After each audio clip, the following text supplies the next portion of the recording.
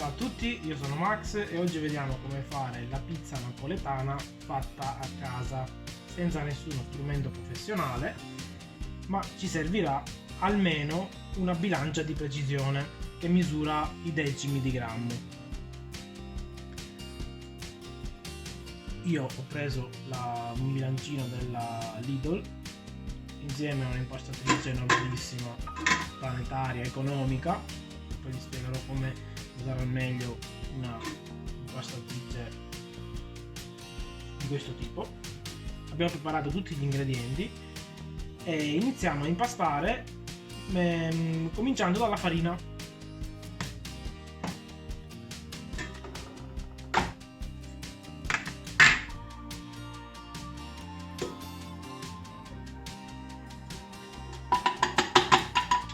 E ci sono dosi per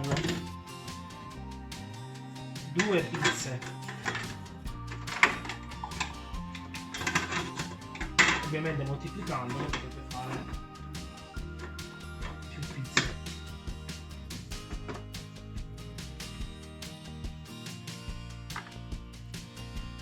Allora, qui abbiamo il sale, mettiamo una parte dell'acqua che abbiamo pesato in precedenza in modo da poter sciogliere il sale, circa un quarto, un terzo, e il lievito lo mettiamo dentro la restante acqua.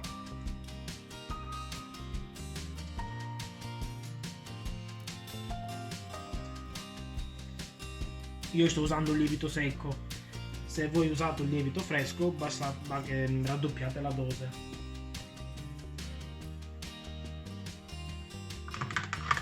Facciamo sciogliere il sale.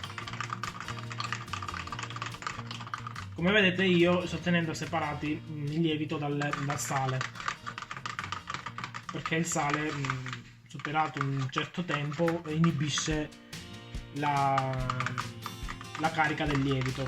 Diciamo che lo uccide, ma non è realmente così, ma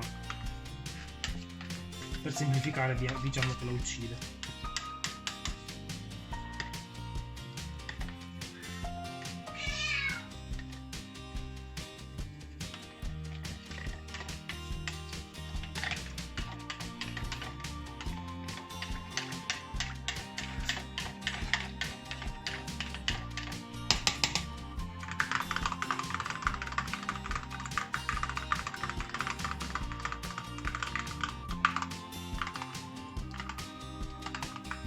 Assicuriamoci che sia tutto sciolto alla perfezione, perché altrimenti è come se non avessimo messo niente.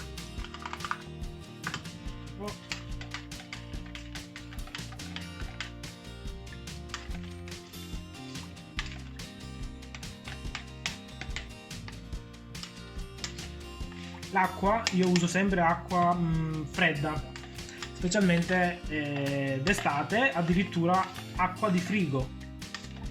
Perché dite voi? Ma non si usava l'acqua calda, l'acqua tiepida? Assolutamente no. Perché? Semplice. Perché noi dobbiamo salvaguardare l'impasto dentro l'impastatrice o quando andiamo a impastare a mano. Poco ci cambia. Perché poco ci cambia con l'impastatrice? Vedete più avanti. L'impasto non deve mai superare 24-25 gradi. Perché altrimenti avrete dei problemi con la maglia glutinica, perché si deteriora, non si strappa, poi non stendete più la pizza, vi capita che andate per stendere la pizza, si strappa, quindi è meglio non superare questi 24 gradi, 25. Allora accendiamo la impastatrice e mettiamo a filo l'acqua con il lievito.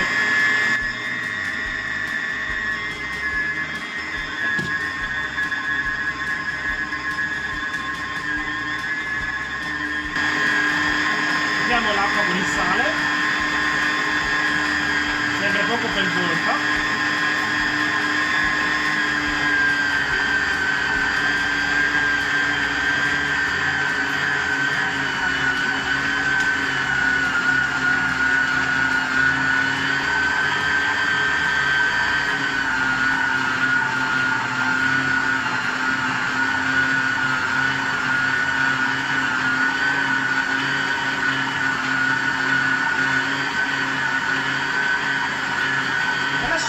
impastare.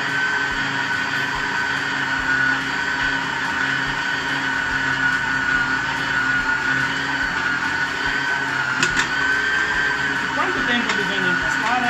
Il tempo è variabile.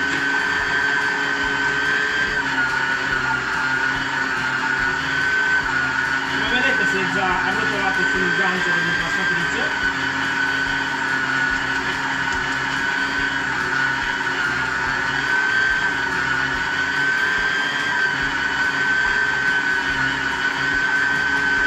Non serve lasciarlo lì perché come vedete continua a essere sfregato contro la ciotola, ma in realtà di impastamento sta facendo veramente poco.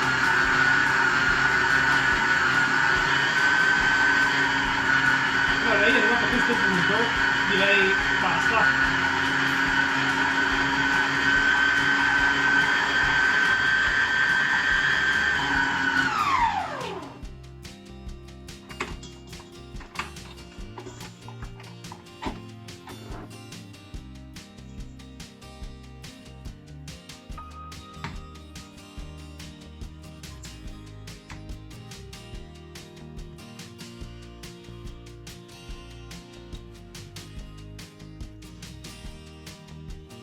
Lo liberiamo dal gancio.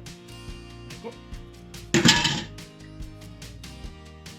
Adesso l'impasto non risulta proprio impastato, risulta molto grezzo, l'acqua non fa fatica ad assorbirsi, come vedete non è proprio il massimo come impasto. Però cosa succede? Noi non possiamo continuare a impastare perché abbiamo già una temperatura di 22, 22,5, 21. Io non voglio rischiare di andare sopra i 24 gradi, mi mantengo sempre con una temperatura più bassa, però l'impasto molti lo mettono via già così, ma secondo me è sbagliato, anzi è sicuramente sbagliato. Adesso bisogna fare le pieghe. Usando la tecnica delle pieghe, cosa sono le pieghe?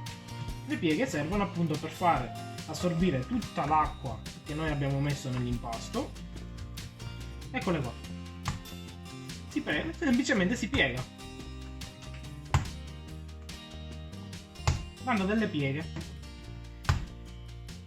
Io ho visto che facendo 2-3 giri di pieghe l'impasto acquisisce una buona consistenza e una ottima elasticità.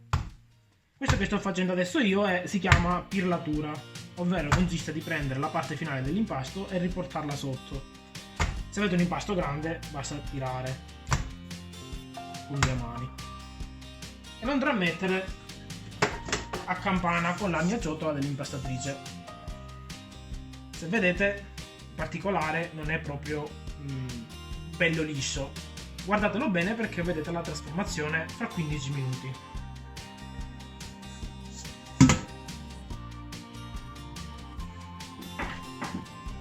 Trascorsi i 15 minuti andiamo a fare il secondo giro di pieghe. Lo stesso identico procedimento di poco fa.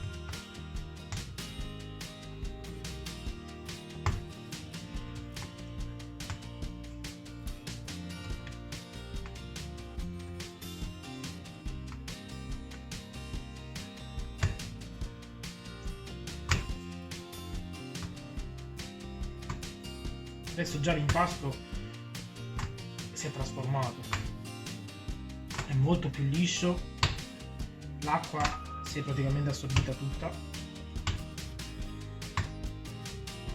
Adesso lo rimettiamo a campana cioè con una ciotola capovolta per preservare l'umidità, per non farla seccare, altri 15 minuti.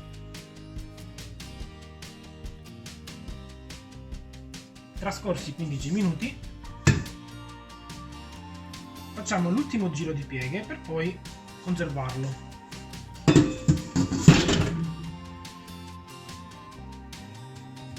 Stesso identico procedimento di prima.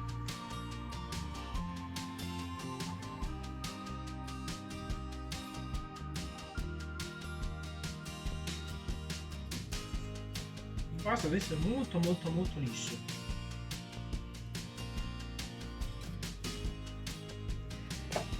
È pronto per essere messo in frigo per circa 22-24 ore a 4 gradi. Spennellate un po' di olio di semi, di mais, di semi vari, non di oliva perché ha un gusto troppo forte, rischia di incidere troppo sul sapore finale della pizza o del pane. Una volta messo nel suo bel posto, lo mettiamo in frigo. Ciao!